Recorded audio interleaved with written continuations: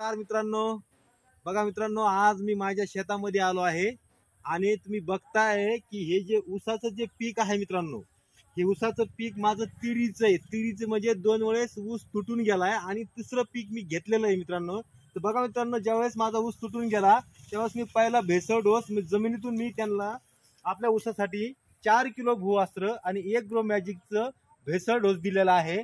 आणि नंतर 15 दिवसानंतर एक फवारणी घेण्यात आली. ती फवारणीमध्ये एक ओलिफ, एक MI स्प्रे आणि एक ग्रो मॅजिकची फवारणी घेतली मित्रांनो. याचा परिणाम असा झाला, याचा रिझल्ट असा आला मित्रांनो, तुम्ही मला बघू शकता की माझ्या तिरीच्या पिकामध्ये जास्तीत जास्त फुटवे पण आहेत.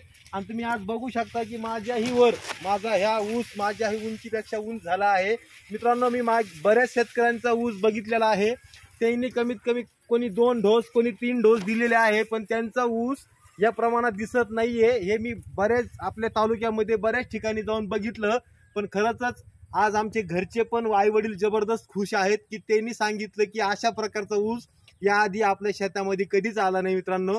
तुम्हाला विश्वासाने सांगतो की तुम्ही 100% आपले इंडिया ॲग्रोचे प्रोडक्ट 100% वापरा आणि रिझल्ट घ्या आणि लोकांना 100% खात्रीने द्या. जय हिंद, जय महाराष्ट्र.